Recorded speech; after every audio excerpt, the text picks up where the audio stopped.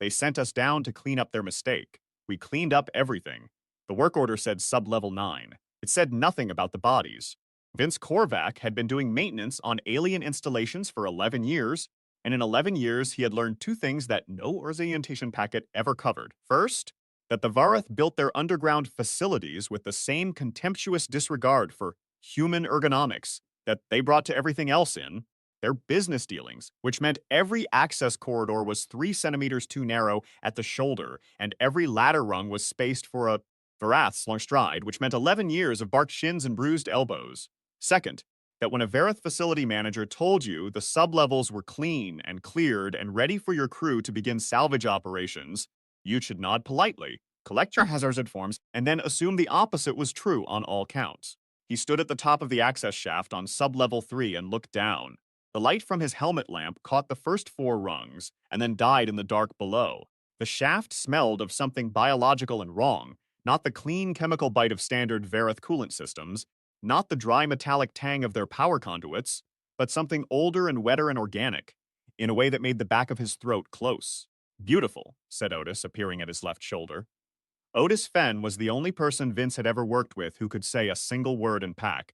It so thoroughly with sardonic resignation that it functioned as an entire editorial.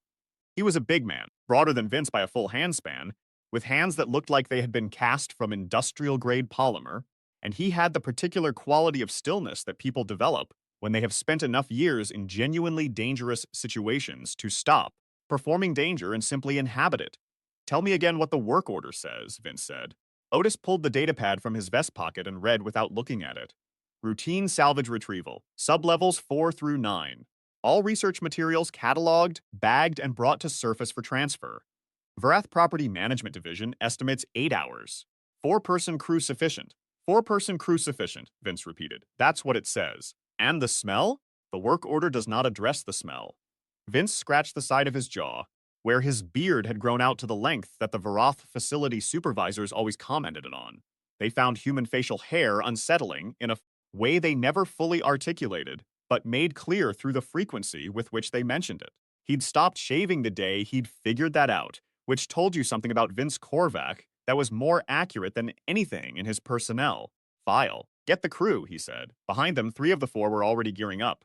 Sam Korvac, his niece, 19 years old, first proper job, still in the phase of her employment, where she treated each new assignment with a readiness that Vince recognized and did not want to extinguish, was checking the charge on her handheld cutting tool with the focused expression of someone who had been told exactly what to do and intended to do it correctly.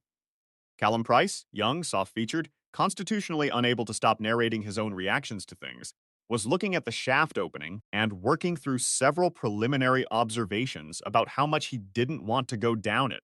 And Sergeant Dara Foss, they all called her Sarge, had since the first day, before anyone knew her rank had been genuine, was pulling equipment crates with the systematic efficiency of someone who had learned to work through personal feelings by simply ignoring their existence. What we got? Sarge asked. Shaft goes down at least 9 levels. Smell is wrong. Work order says nothing about anything interesting. So there's something interesting. Almost certainly. Sarge looked at him for a moment with the flat, assessing expression she used when she was deciding whether to ask follow-up questions. She decided against it. I'll take point, she said, and began her descent. Vince had worked with humans who'd served in various military capacities before, and he'd worked with plenty who hadn't, and the difference was not what people expected. It wasn't that veterans were tougher or meaner or less afraid.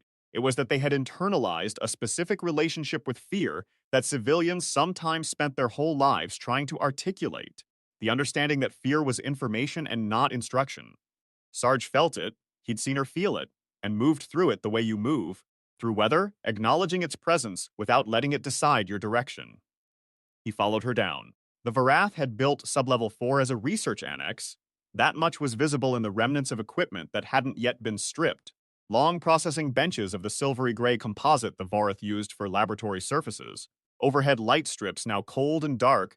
Wall-mounted data ports with their panel covers removed to show the gutted wiring behind. The laboratory had been disassembled and cleared in the peculiar hurried way of a space that someone wanted to look abandoned, but couldn't quite commit to fully erasing. Vince had seen it before, as you saw it in human facilities too. It was the architectural signature of something being covered up. Someone cleared this place out fast, Sam said, stepping around a processing bench that had been left at a diagonal blocking part of the corridor. Said Vince, like recent fast. The wiring on that port has surface oxidation, but the panel covers still got factory seal residue on two of the mounting screws. The screws came off maybe 3 months ago. The wiring's been there longer. Vince looked at her. She was crouched near the wall, examining the port with the handheld light from her suit, turning her head at an angle to read something on the interior surface. There's a Vareth production stamp inside, she said. Standard bioresearch equipment, Series 7. She looked up. That's the current series. I know what series it is, Vince said. So whatever they were doing here was happening now, recently. Yes, he straightened. Good eyes. She didn't preen at the compliment. She just nodded and stood up, which was one of the things he liked about her. Callum had been quiet for approximately 4 minutes, which was slightly longer than his usual threshold. I want to note, he said, from the position he had taken near the shaft opening, which was the position farthest from everything potentially interesting, that the work order specifically said routine. The word routine was in there. I'm noting that for the record. Noted, said Otis. Thank you. Doesn't mean anything. I know. Sarge had moved ahead down the corridor, and now she called back, voice low and controlled. Vince, you should see this. He walked to where she was standing. The corridor opened into a secondary chamber, larger, its ceiling higher than the access shaft suggested, with the kind of scale that meant it had been purpose-built rather than retrofitted. Along the walls, more workbenches. But these ones had been used more recently. The surface residue on them was different from the oxidation patina of the first room. These showed the circular faint marks of repeated container, placement, the kind of physical record left by objects set down and picked up hundreds of times over months or years. And on the floor, near the far wall, there were stains, dark, dried, but not old. Vince crouched near the closest one. Sarge stood back. Her posture shifted to the kind of watchful neutrality that was not fear but was adjacent to it. Vareth biology? She asked. He shook his head slowly. Human. A silence. Work order says routine salvage, Callum said, from somewhere behind them. His voice had changed registers. You can stop citing the work order, Vince said. I know. Stop. He stood and looked at the chamber and let his mind run the geometry of it. Research annex, current equipment, recent activity, human blood on the floor, no bodies. No formal decommissioning record in the work order. A smell from below that was getting stronger as they stood here. Something that combined the funk of organic matter with something else he didn't have a word for, something almost electric in quality, like the air before a storm but wrong. We go down, he said. We should call surface. Sarge said. It wasn't a disagreement, it was a process note. Comms, Vince said to Sam. Sam clicked through to the surface frequency. Static. She adjusted, tried the secondary channel, the tertiary, looked at him. Nothing. Could be the depth. Could be, Vince agreed. He looked at the shaft opening to sublevel 5. We go down. We find the source of the smell. We assess. We come back up and report, quick and clean. Quick and clean, Otis repeated, in the same tone he'd used for. Beautiful. Earlier, they went down. Sublevel 5 was where the smell became a physical presence rather than a suggestion. It pressed against the senses like something with weight. The corridor here was darker, not just because the lights were dead, but because whatever material had been used on the walls at this level absorbed light rather than reflecting it, a deep matte black that Vince associated with Varath containment protocols. Containment walls. They used them in their high-risk bioresearch divisions. This was a hot facility, Sarge said, reading the walls the same way he was. Bioresearch, Vince confirmed. What were they researching? He didn't answer because the honest answer was, I don't know, and I'm not sure I want to. And saying that out loud would not improve anyone's composure. They found the first indication of the subject on sublevel 6. Not the subject itself, not yet, but the evidence of its passage. A section of corridor wall had been torn through from the other side. Not broken in the mechanical sense of equipment failure or structural decay, but torn, with the irregular margin of something that had pushed through with significant force and no interest in the integrity of the material. The composite wall of a Vareth containment facility was rated for 700 kilograms of lateral force. The hole was chest-high and roughly circular, and the edges curled outward. Callum made a sound. Don't, Vince said. I wasn't. Whatever you were going to say. Don't. He examined the hole. The composite was not just torn, it was scored in parallel marks that ran across the inner surface with the regular spacing of something that had gripped and pulled. He studied the spacing. Whatever had made those marks was big. Bigger than a Varath, which was already larger than a human in most of the dimensions that mattered for close Space threat assessment. He did not say any of this to Callum. Sarge, he said, I want you on rear. Otis, stay with me. Sam, I'm fine, Sam said. I know you are. Stay close to Otis. She moved to Otis's shoulder without arguing, which he appreciated. There was a particular kind of competence that knew when deference was sensible strategy rather than capitulation, and Sam was developing it faster than most people, twice her age. They moved through the hole into the parallel corridor. Here the evidence became less interpretive. Containers overturned. A Verith issue containment suit, the kind rated for biohazard exposure, lying on the floor in pieces that were not the pieces it would have fallen into under normal wear. The corridor ahead bent at a right angle, and from around that bend came the smell at full strength now, and also a sound. Low, rhythmic. The sound of something large breathing. They stopped. Vince held up one fist. Stop. Everyone behind him stopped. He stood very still and listened, running through the assessment automatically, the way you do when you have spent enough time in enough dark places that the assessment runs itself. Distance to the sound source, maybe 30 meters beyond the bend. Size indicated by the respiratory volume, large movement currently stationary. Currently. He turned and put his back to the wall and faced his team, keeping his voice below a whisper. Something large is around that corner. We are going to back up slowly and find the shaft to 7, and continue down to find an alternate exit point. We are not going to engage with whatever it is. 4 faces looking at him. What is it? Callum asked. I don't know. Best guess. My best guess is that we don't need to know what it is to know that we shouldn't be near it. Move. They moved. They did not make it to the shaft. The thing came around the corner from behind them, not from the bend ahead, but from behind, from a second access point they hadn't known existed, which meant it had been circling, which meant it was doing something that had a disturbing resemblance to strategy. It filled the corridor from wall to wall, and Vince's helmet lamp caught it for 2 full seconds before Sarge pulled him sideways into a side passage, and the thing surged past in a sound like tearing and wet mass. In those 2 seconds, Vince saw enough to understand several things at once. It had been human once. The proportions were still there under the rest of it, the bilateral symmetry, the approximate positioning of what had been its limbs, the faint structural echo of a human skeleton in the way it moved. But it had been remade by something, fed through a process that had expanded and warped and replaced. Its skin, if that word still applied, was dark and scaled in a way that caught the light in overlapping geometric patterns. Its forelimbs were too long, bending at joints that human anatomy didn't include. Its head was wrong in too many ways to catalog in 2 seconds.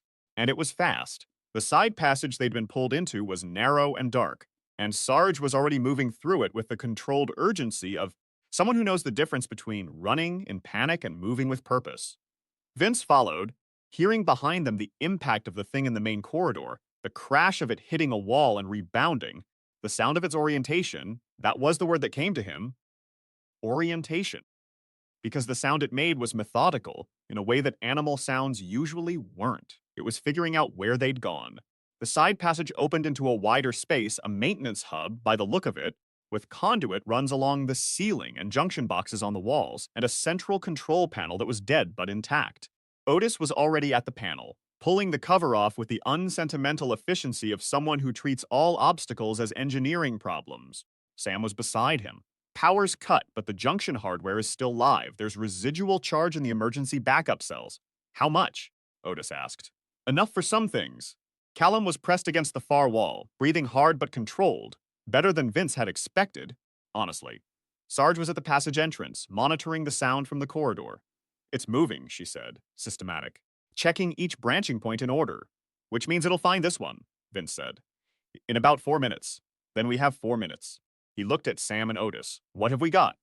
Conduit lines are pressurized, Sam said. Eyes running across the junction box interior with the rapid scan of someone reading a familiar language. Not with coolant. These are the old Verith pneumatic lines. They used them for equipment transport before they switched to maglev. Pressure's still up, the cells kept them charged. Pressure levels? 40 atmospheres in the main line. Vince looked at Otis. Otis was already seeing where this was going. If we vent the main line into the corridor, Otis said, not enough to stop it, but enough to disorient it. Maybe enough to push it back. Vince crossed to the panel. What do we need to reroute the vent? 3 splice points and a manual override on the secondary valve, Sam said.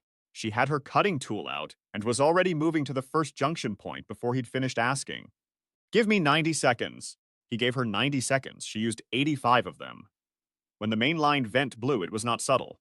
It hit the corridor like a physical wall, and they heard the thing in the dark react to it. A sound that was not pain but was adjacent to it, more like the sound something makes when its information about the environment becomes suddenly incorrect. The systematic searching stopped. There was a long silence, then the sound of movement receding. It'll come back, Sarge said. I know, but we have some time. Vince turned to the group. How many know the standard layout for a Verith Bioresearch sub-level facility? Sarge raised her hand. I did a contract at Verith Station 9, she said. 2 years ago, supply and maintenance. Then you know the facility layout. Enough of it.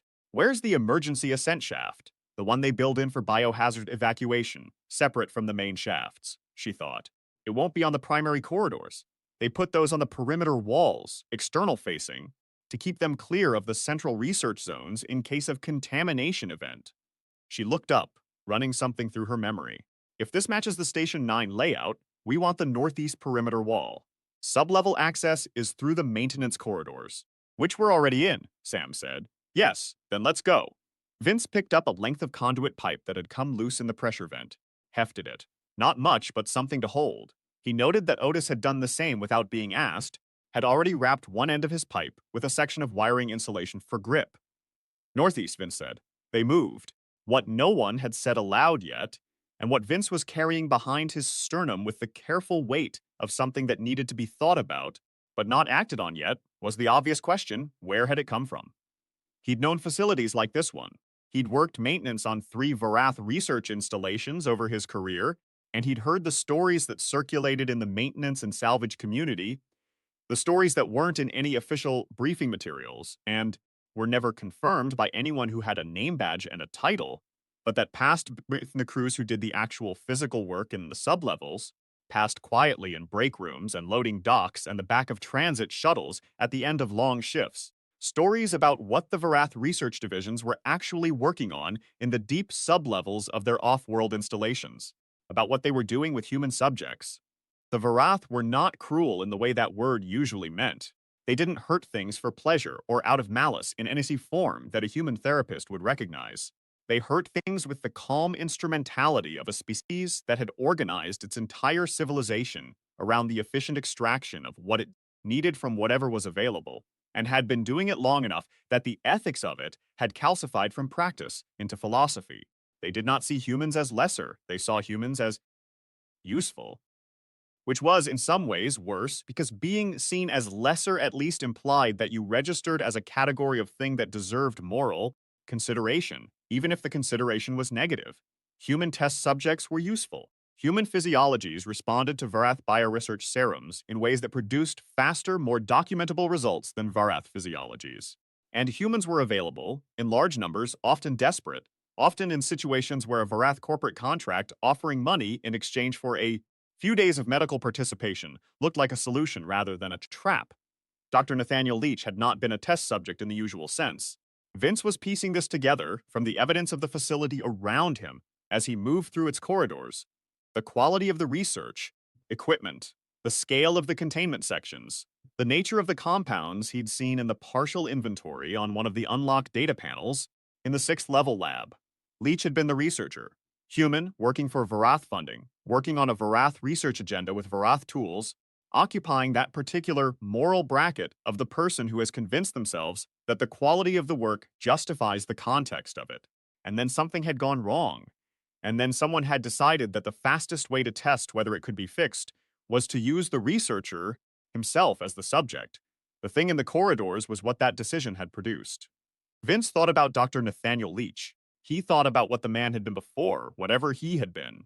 Whatever combination of genuine scientific drive and moral flexibility and personal circumstances had brought him to an abandoned subterranean Varath research installation, working on something that his funders had ultimately decided was more valuable as a weapon than as whatever he had intended it to be. He thought about what it would mean to be injected, in the dark, and to feel yourself change, and to be unable to stop it, and to find that the hunger that came with it was bigger than your ability to refuse it. He wasn't building sympathy. He wasn't building anything except operational context. But he filed it because it would matter eventually. The way the thing hunted, the systematic quality of it, the faint residue of cognition in its methods, that was still Leach, some diminished version of Leach, still running underneath everything the serum had done to him. And that meant it was operating on something more than animal instinct. It was operating on memory. Old, warped, broken by whatever the transformation had done to it, but memory. Memory could be anticipated. Memory could be used. They were 2 corridors from the northeast perimeter wall when they heard the voices. Vareth voices were not subtle. The species communicated in a register that overlapped with human audio perception in the mid-range, but extended significantly above and below it, and the part that humans could hear had a particular resonant quality. Layered, harmonic, with multiple frequency components running simultaneously in a way that the human ear processed as a slightly overwhelming quantity of sound. 2 Varath in a corridor sounded like an argument between 4 humans. Vince had learned to navigate this particular cognitive overestimation years ago, but it still required a conscious adjustment. He held up his fist. Everyone stopped. He listened. 2 of them, moving toward their position from the northeast, which meant they were between his crew and the emergency shaft. Purposeful movement, not searching. They knew where they were going. One of them was speaking in rapid bursts that he didn't need to understand Verth language to recognize as terse orders. The other was responding in the shorter pattern of acknowledgement. Sarge touched his arm. Signed. Options? He signed back. Wait and see. The Varath came around the corridor bend and stopped when their lights found Vince's crew. For a full 3 seconds, nobody moved on either side. The Varath were tall, almost 2.5 meters for the shorter one, with a smooth-jointed, slightly over-articulated build that Vince had spent 11 years learning to read. Their skin in the light of his helmet lamp was the deep blue-gray of deep ocean Varath, rather than the desert variants he usually worked with, which meant they were almost certainly security division rather than research, which meant they were armed and trained for close environment operation, and were here because something had gone wrong, and someone had sent them to fix it. The taller one, the one who had been giving orders, looked at Vince for a moment. Then, in accented but functional human standard, "You are maintenance crew. Salvage crew," Vince said. "Work order number VRPM 7741 Alpha. Routine salvage retrieval. Sublevels 4 through 9. He kept his voice flat and factual and did not show any of the things he was currently feeling. The Varath did not show the equivalent of anything either. "The facility is under restricted access. Your work order is suspended. We would have appreciated that information before we came down." A pause. It was an oversight. "Sure," Vince said. "We'd like to leave. Point us to the emergency shaft and we'll be out of your way." Another pause, longer this time. The second Varath, shorter, moving with a slight compensatory quality that suggested an injury or modification to one of its lower joints, was looking at the group with different kind of attention. Not threat assessment, exactly. Something with more information gathering to it. "The emergency shaft requires level 4 facility authorization to operate," the tall Varath said, "which you do not have. Then provide it. I am not authorized to let us leave." Vince let that sit for a moment. "You're not authorized to let us leave, but you're also not authorized to hold us here. Because holding human contract personnel without cause is a breach of the corporate agreement, framework, and the specific wording of VRPM Employment Contract Section 12, subsection C, which I have memorized because I have had this conversation before with a different Varath facility manager, and I lost that one, and I spent an extra 8 hours on sublevel 3 of a facility in the Kessler installation before someone with the right authorization was located. I'd rather not do that again tonight." The tall Varath looked at him. "The authorization will be arranged," it said finally. "Then, you will remain here." "We'll remain here," Vince agreed. The 2 Varath moved past them, taking the side passage toward the primary research areas.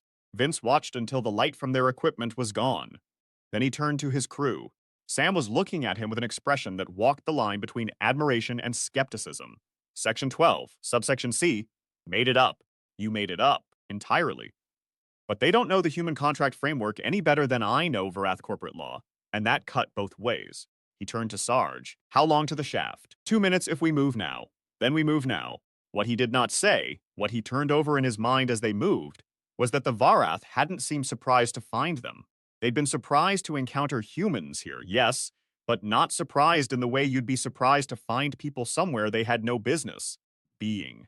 More in the way you were surprised to find a complication you'd anticipated but hoped to avoid. The tall one's first response had been to categorize them, not to question how they'd gotten past a supposedly secured perimeter, which meant the perimeter wasn't as secured as the work order claimed, which meant the work order itself was part of a deliberate design that had put them down here. He kept moving, filed it. The emergency shaft was there, exactly where Sarge had said it would be. Access panel on the perimeter wall, biometric lock Varath issued, but Sarge was already pulling a bypass tool from her kit, the kind of tool you weren't supposed to carry on Varath facility contracts, but that everyone who did this work long enough ended up carrying anyway. Give me 60 seconds, she said. She had it open in 45. They were 2 levels up, moving through the emergency ascent corridor, when they heard the Varath below them, both of them. And then a third sound, not Varath, not human. Something that hit the chest cavity more than the ears, and then the sound of something very large moving very quickly, and then a Vareth sound that carried no harmonic complexity whatsoever, which was the audio equivalent of a Vareth stripped of all social composure, followed by silence. The short Vareth appeared at the base of the emergency shaft below them, alone, moving with the injured joint quality Vince had noticed earlier, but moving fast now regardless of it. It looked up and saw them and made a sound, and then stopped and made the sound again, and Vince recognized the second iteration as deliberate, calibrated to human audio range. It was trying to communicate. Stop, he said. Everyone stopped. Below, the short Varath looked up at him. In the lamplight, its face had the particular flatness of Varath physiognomy that humans sometimes read as emotionlessness, but wasn't. It was the opposite, a face so expressive in frequencies outside human range that the part visible to humans looked still while everything else was a riot of communication. But there was something in its posture that translated across the biological gap. Something that was, in its own alien architecture, recognizable. It was afraid. Come up, Vince said. It came up. The 4 humans and the Varath stood in the emergency corridor 2 levels above the thing in the dark, and Vince and the Varath looked at each other, and Vince said, "You're going to tell me what happened down here. All of it." It took a moment. The Varath's name, in a truncated form compatible with human pronunciation, was something like Keth. Its role at the facility was listed in the corporate structure as an oversight coordinator, which meant roughly what overseer meant in any context. Keth had been the operational presence in the sublevels, the entity responsible for what actually happened here, as opposed to what was officially recorded as happening here. Keth told him about the serum. It told him about the research objective. Varath Military Division interested in cellular regeneration technology, interest that had funding implications for the research contract, and therefore implications for the decisions made about how to accelerate the timeline. It told him about Dr. Leach, who had been operating under a funding agreement with undisclosed military applications, which he hadn't known until the final phase, at which point the knowledge had become a liability. It told him about the decision to inject Leach and seal the sublevels as a field test. It told him this with the factual directness of a Vareth unburdening itself of information, which was not guilt in the human sense, but was its structural equivalent. A Varath who had calculated that continued concealment was no longer the optimal strategy. The tall one, Vince said when Keth had finished. Where is it? Below, Keth said. It's dead. A pause. I believe so. And you're telling me this because you want something. I am telling you this because the situation requires resolution, and you are present and functional. Your species has a documented facility with close environment improvised problem solving that exceeds Varath capability in comparable scenarios. Keth's voice had the careful over-enunciation of a Varath working outside its primary language, but the words themselves were precise. I require assistance in containing the subject. The subject, Vince said. The man you turned into a monster, the research outcome. Yes. Vince looked at the Varath for a long moment. Then he turned and looked at his crew, Sam, who was watching Keth with the expressionless assessment of someone deciding how much of what they were hearing to believe. Otis, who had the same still quality he always had in situations where other people's composure was under pressure. Callum, who was watching the shaft below them with the focused attention of someone who has discovered that if he pays sufficient attention to whether the monster is coming up the shaft, he doesn't have to think about how he feels about it. Sarge, whose face had the particular settled quality that Vince associated with the moment a person stops weighing options and selects one. 3 things, Vince said to Keth, yes. First, you get us the emergency shaft authorization for all 5 of us. Full access now, not when we're done now. Keth made a sound that might have been reluctance and entered something on its wrist unit. Augurized. Second, whatever happens down there, I need access to the research records, the full protocol, what was in the serum, what it does, how it progresses, all of it. Sensitive materials. I know they're sensitive. I'm asking for them anyway. Another pause. Another entry on the wrist unit. Transmitted to your handheld. Third, Vince picked up his pipe. You come with us. You don't get to send humans into the dark for you and wait up top. You come. The Varath's face did the thing that Varath faces did when expressing something in frequencies he couldn't perceive. Then agreed. Then let's go back down. Callum made a sound. I want to note. I know, Vince said. Noted. Let's go. They descended. The plan was Otis's. Vince had provided the operational framework. Find the thing. Force it into a specific section of the sub-level facility. Close the containment. But the mechanism was Otis, who had spent the time in the emergency corridor looking at the facility layout on Sam's handheld and had arrived at the junction of problem and solution with the quiet completeness of someone who had been working through it from the moment they first encountered the torn wall. The Varath facility had a full containment lockdown system, magnetic lock doors, blast-rated barriers, the whole infrastructure of a hot research facility built to the possibility that something might escape. The problem was that the lockdown system required authorization and a functioning central control console, and the central control console was on sublevel 8, which was also where the thing currently was. We need to get to 8, Otis said.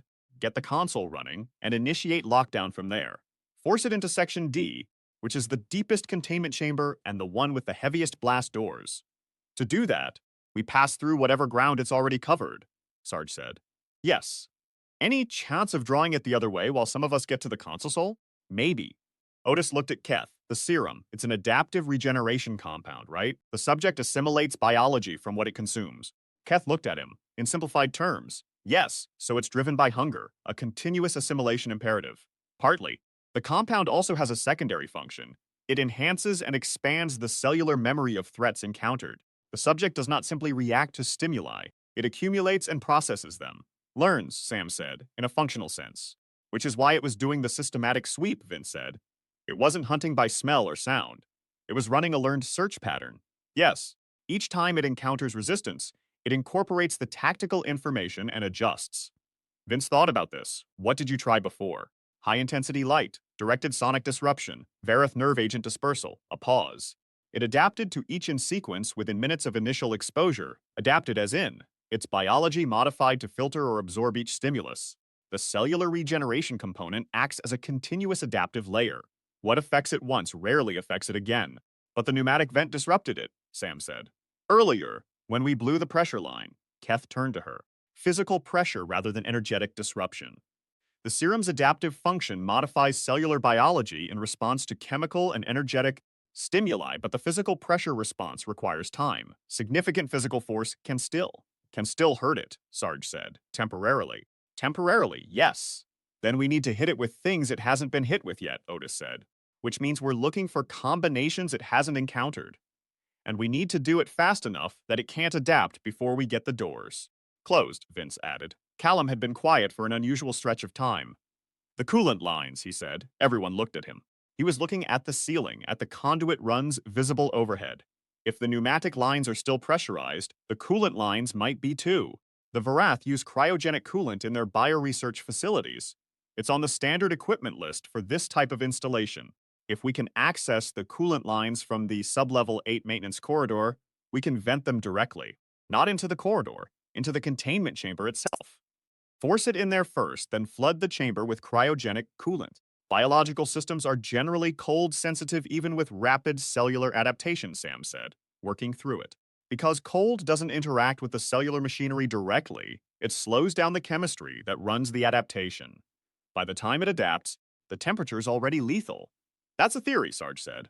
It's the best theory we have. Vince looked at Callum. Callum looked slightly surprised to have had an idea that people were treating seriously. Where did you get that? Vince asked. I worked a Varith cooling system contract 3 years ago.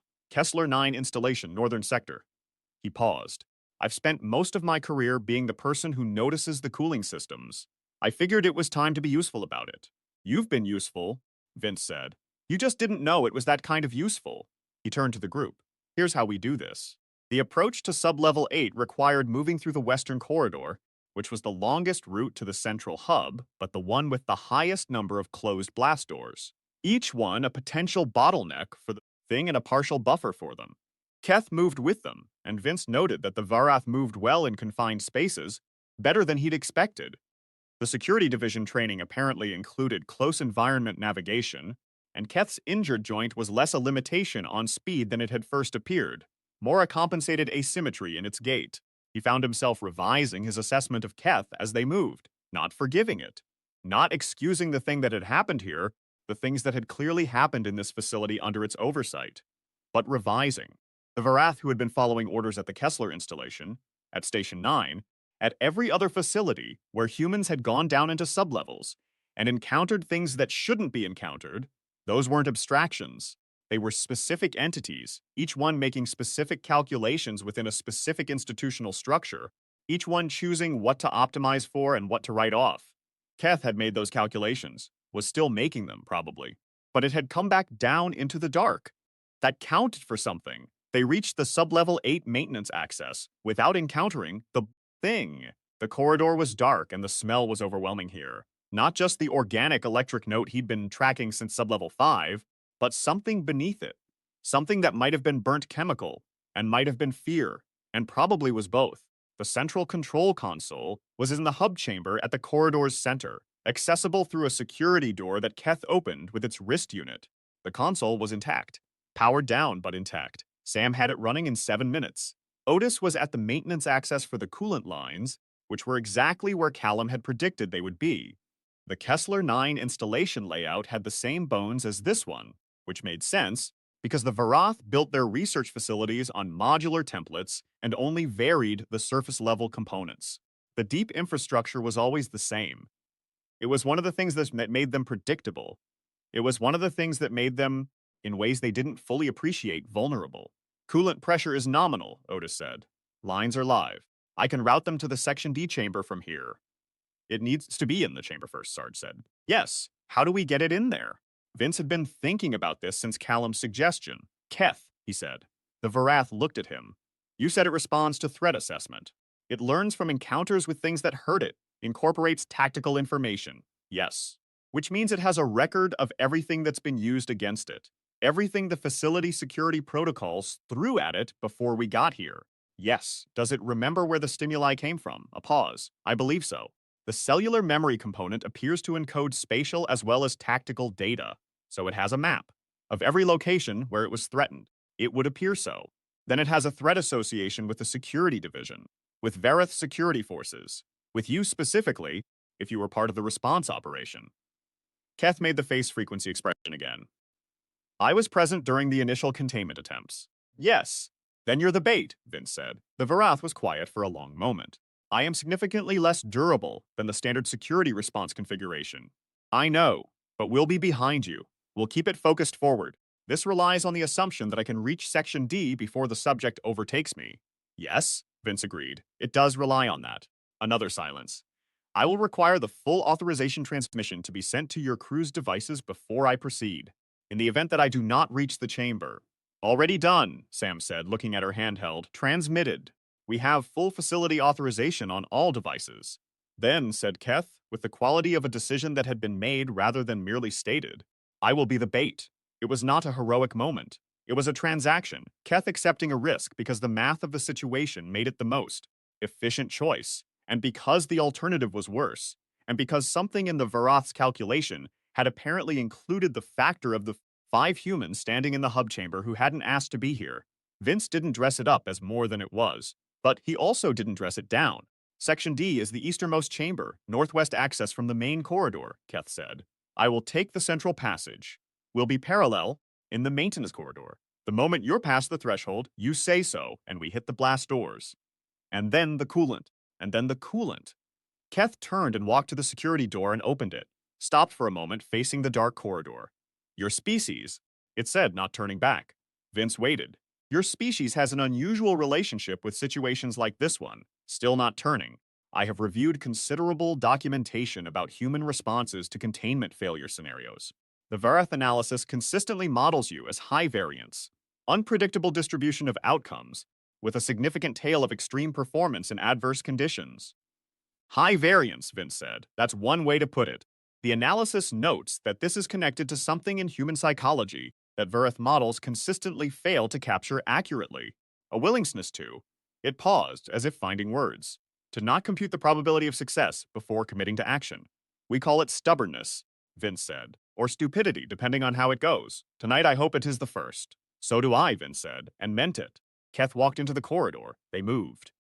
The parallel maintenance corridor ran 6 meters north of the central passage, close enough that they could hear Keth's footsteps on the floor of the main corridor, the deliberate rhythm of the Varath moving at a pace designed to be heard. Moving as prey, which was not something Vince imagined Keth had much practice with. The sound of it had a quality that he didn't have a word for.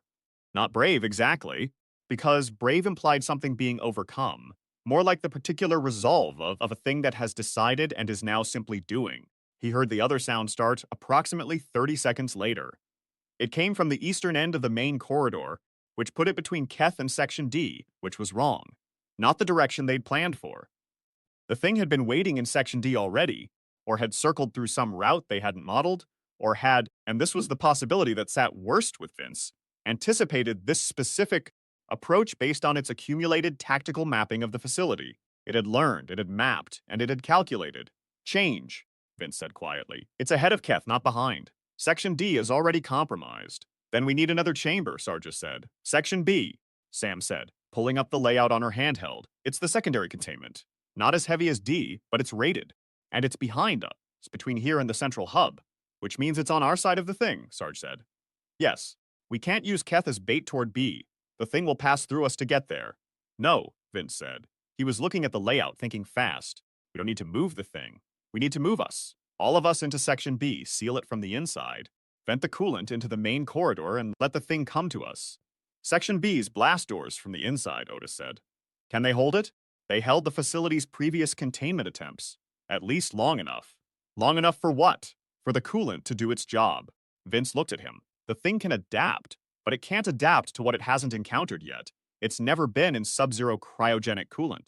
We flood the corridor, we let it hit the doors, but we've already dropped the temperature in the outer section to a level where the cellular adaptation machinery can't run fast enough to compensate. That's a lot of assumptions, Callum said. Yes, Vince said. It is. He looked at each of them.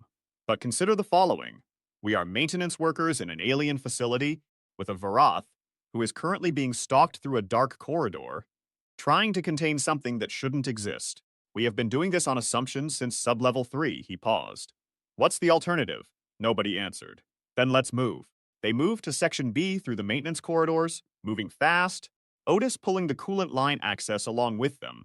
The lines ran in the ceiling of the maintenance corridor as well as the central passage, and Otis had 3 meters of flexible line and a set of manual override tools that he'd taken from the hub console room. Sam had the blast door controls on her handheld, slaved to the facility authorization Keth had transmitted. They were inside Section B with the blast doors sealed before the thing made its next sound. When it came from the direction they'd heard Keth moving, which meant either Keth had changed direction or the thing had already passed Keth, which meant Keth might be a tap on the blast door. 3 sequences, Varath-coded signal. Keth was on the other side of the blast doors. Unlock? Vince said, if the thing is right behind it. Sarge began, Keth got it here, we let it in. He looked at Sam, unlock. 30-second close delay. Sam hesitated for a fraction of a second, then unlocking. The doors came open. Keth came through, moving at a pace beyond walking, and Sarge hit the manual close, and Sam hit the electronic close simultaneously. And for approximately 2 seconds, both of them were uncertain whether the 30-second delay would be a problem. Then the doors sealed and the magnetic locks engaged, and the sound of the thing on the other side arrived half a breath later, a physical impact that registered in the floor and the walls simultaneously, substantial and furious and continuous. Keth was on one knee in the corner, its breathing elevated, its body posture communicating something in frequencies Vince couldn't read, but that he understood anyway as the pure animal, relief of the thing that has been prey and is now, for this moment, not. You're all right, Sam said to it, not a question. Functional, Keth said. Good, stay low. She was already at the coolant line access, and Otis was already on the manual override, and between them they had the line connected to the main corridor vent in 40 seconds, which was faster than Vince had estimated, and which was one of the things he would remember afterward. On your signal, Otis said.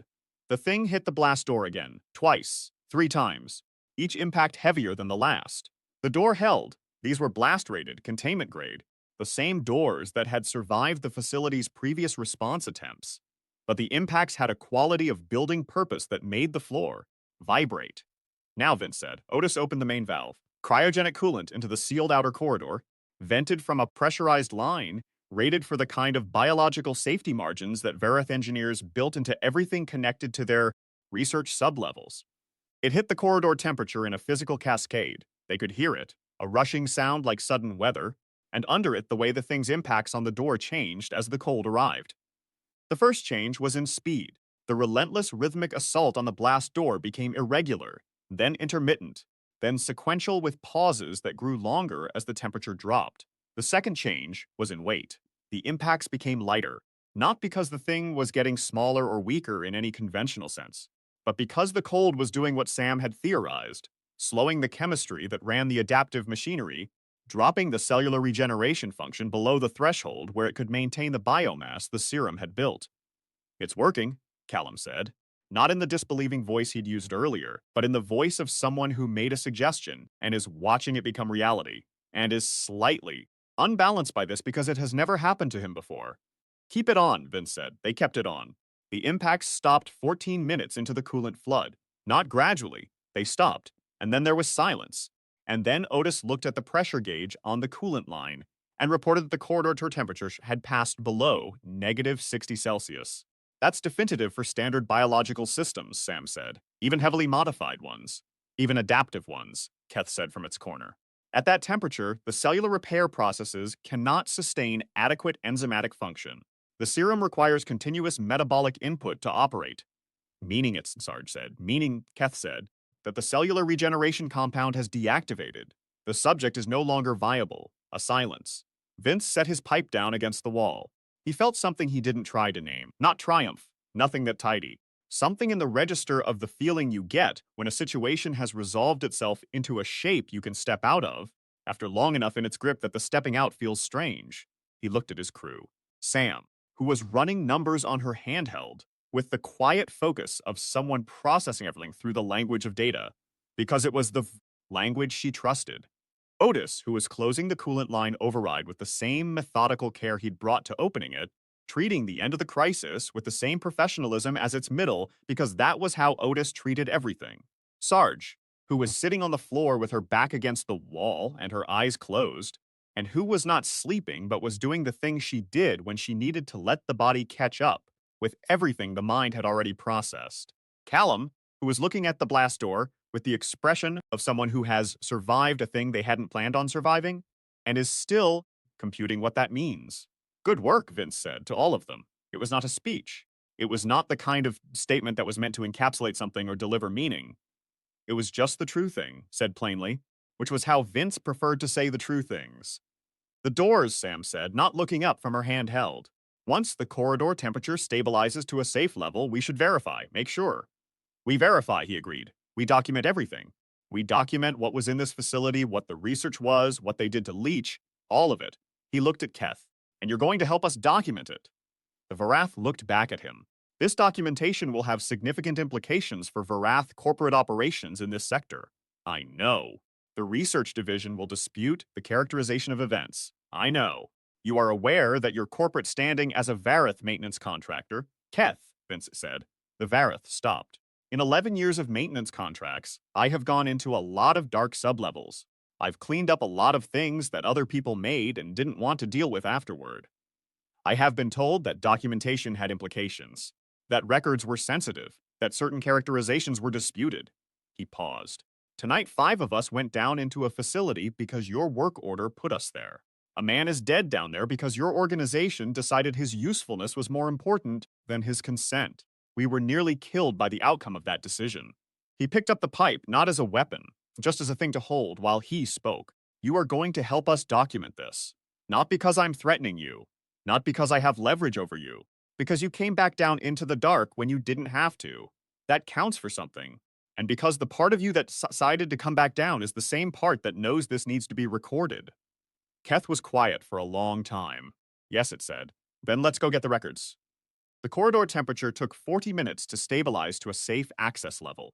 They used the time to pull the research files from the facility's backup data storage. Partial. Some records clearly wiped, but enough. Enough for a pattern.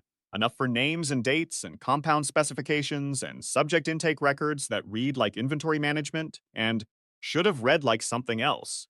Vince read as much as he could stomach, then handed the documentation work to Sam, who had the systematic temperament for it, and who worked through it with the expression of someone filing information rather than feeling it, which was the right tool for the job right now, even if the feeling would come later. When the corridor was safe, they opened the blast doors. The thing on the other side of the doors was not the monster that had been systematically hunting them through the dark. It was smaller. The cold had done what Sam had predicted, reversed the serum's accumulated biological expansion, stripped back the modifications layer by layer as the chemistry failed, leaving behind something that was almost human again in its rough proportions. Not human. Not Dr. Nathaniel Leach either, not in any way that was recognizable, but something that had been human once, before choices were made on its behalf that it had not been asked to consent to. Vince stood over it for a moment. The corridor was cold enough that his breath misted. He could feel the cold through his suit, the specific insistent cold of a space that had recently held something considerably below ambient temperature. He was not building sympathy. He had not built it before, and he did not build it now. But he stood there for a moment, because it seemed like the thing to do. Because whatever Nathaniel Leach had been, whatever combination of personal failure and circumstantial bad luck an active wrong choice had brought, him here, the thing on the floor in the frozen corridor was the end of a process that had been set in motion by people with more power and less accountability, and standing here for a moment cost nothing, and acknowledged something that mattered even if it changed nothing. Then he stepped back and let Keth file the formal documentation of the containment outcome, and he turned to his crew. "We're going up," he said. The emergency shaft brought them out on the surface in the early morning light of the Verith installation's artificial day cycle. The diffuse amber light that the facility's environmental systems generated to approximate a star's illumination pattern for the benefit of the human workers contracted here. It was strange light, not quite right in its color temperature, not quite right in the way it fell, but it was light, and the air was moving, and the ceiling was 40 meters overhead instead of 1.5 meters. Callum sat down on the floor of the surface-level corridor and put his back against the wall and breathed. Sam stood with her head tilted back, looking up at the light. Otis rolled his shoulders once, slowly, which was the most expressive thing Vince had ever seen him do. Sarge was already on her comm, calling surface security. This time the signal connected, and he could hear the crackle of a response and the beginning of a very long conversation. Keth stood slightly apart from the group, its wrist unit active, transmitting something. It did not look comfortable exactly, but it looked present in a way that had a different quality than its presence in the sublevels had. "What happens now?" Vince asked it.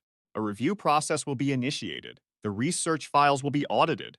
There will be discussions at levels above my operational authority regarding the implications of the documentation you collected.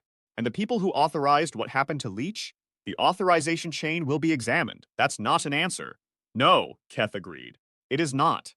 It looked at him. "The Verith corporate review process has historically produced outcomes that prioritize institutional stability. I cannot predict that this instance will differ from that pattern. So they might walk. The probability of full accountability is not high." Vince nodded slowly. He'd known this when he'd asked for the records.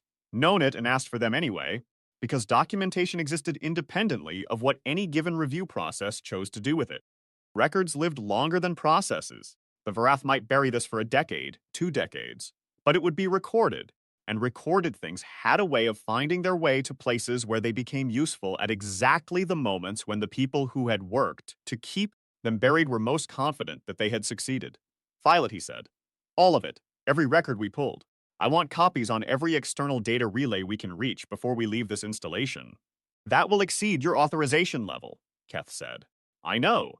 He met the Verisize, which were the deep blue of deep ocean Verith, and which were currently doing the full spectrum expression that humans couldn't read, but which the posture around them suggested was complicated. "I've already done everything else on this job that exceeded my authorization level. I might as well be consistent." Keth made the sound that might have been a Verith analog to a sound that didn't have a direct translation, but that Vince chose to interpret as something in the register of reluctant, begrudging, slightly surprised to be here respect. Then it transmitted the records. The review arrived 6 weeks later.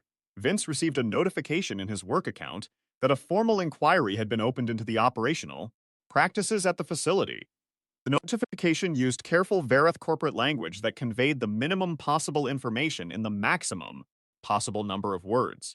He read it twice, then forwarded it to Sam's, who had been compiling her own documentation since the night they'd come out of the sublevels, building a secondary record with the meticulous thoroughness of someone who understood that the first draft of a record is never the final one. He got a message from Keth 3 days after the notification. Brief, in the over-enunciated human standard of Varath communicating outside their primary language. It said, "The research division is under administrative review. The oversight framework for human contract labor in bioresearch facilities is under formal reassessment. Several authorization levels have been suspended pending inquiry. This is not resolution, but it is process." He wrote back, "Process is how you get to resolution." Then, after a moment, "You did well down there." The response took 4 hours. "I have reviewed the sequence of events. My contribution was within standard operational parameters." He read that twice. Then he wrote, "No, it wasn't." No response. He decided that was fine. Sarge went back to the kind of work she'd been doing before she'd ended up in maintenance salvage. She didn't explain the transition. Just one day, submitted a request for contract transfer, and the next week she was gone. And the week after that, Vince got a notification that she'd been assigned to some kind of advisory capacity in the review process, which told him more about the contacts she still had than she'd ever told him directly. Callum spent 2 weeks after the incident doing something Vince recognized as the work of integrating an experience that exceeded previous expectations of what experiences could contain. He came back to work on a Tuesday, quieter than before but not diminished by it. Just recalibrated. One afternoon, a month later, he handed Vince an engineering schematic he'd been working on. A retrofit modification for the emergency coolant, systems on Varath bioresearch installations, a system specifically designed to be accessible to maintenance crews without facility authorization. He'd been developing it in his off hours. He said he wanted to file it through the review process as a recommended safety protocol. Vince looked at the schematic for a long time. "File it," he said. Otis continued to be Otis, which was the only way of describing a man who remained fundamentally and completely himself, regardless of what happened around him. He and Sam worked the next 3 maintenance contracts together, and at some point during the third one, Vince noticed that they had developed the shorthand communication of people who have been in a situation together that required trust and have decided to maintain it afterward. He thought about that. He thought about all of it, in the odd hours, the middle of the night on sub-level access jobs, or the quiet stretches of a transit run between installations. He thought about the serum and what it had been designed to do, and what it had actually done. He thought about the difference between those two things. The Varath had designed it to make something more resilient, more adaptable, more capable of surviving environments hostile to standard biology. They'd achieved that, technically. The thing in the tunnels had been all of those things, on the purely operational level. What they'd failed to account for was that the adaptation had no direction. It had no architecture of values, no framework for deciding what to do with the resilience once you had it. The thing had been adaptive in the way that a chemical reaction is adaptive, responding to inputs, incorporating information, modifying its behavior, but without any of the other infrastructure that made adaptation meaningful. Without the social framework, the humor, the anger, the loyalty, the capacity to be afraid and move through it anyway, the decision to go back down into the dark for reasons that the recipient of the risk had not calculated into a clean probability assessment. Without, in short, the stuff that made humans a pain in the ass to manage. He thought about this a lot. He thought about the Varath analysis that Keth had cited. High variance, unpredictable distribution of outcomes, significant tail of extreme performance in adverse conditions. He thought about how that analysis missed the point in the specific way that analyses miss points when they treat the thing they're analyzing as a system to be understood rather than an entity to be reckoned with. You couldn't build a model for humans that predicted what they'd do in the dark because humans in the dark kept doing the thing the model hadn't included. They kept finding that the situation exceeded the protocol and then operating anyway, outside the protocol, with whatever they had, because the alternative was not operating. The Varath had sent humans down to clean up their mistake as they had sent humans down before, as they would almost certainly send humans down again, because that was the calculation that made sense in the Varath operational framework. What they kept failing to account for was what the humans would do once they got down there. Vince sat in the break room of the transit shuttle on a run between installations, drinking something that was marketed as coffee, and was approximately 40% of the way toward being accurate in that claim. And he looked at the work order for the next assignment. Sub-level access. Routine salvage retrieval. Four-person crew sufficient. He looked at it for a long time. Then he pulled out his comm and sent a message to Sam. You want the next one? She responded in 30 seconds. Obviously. He sent one to Otis.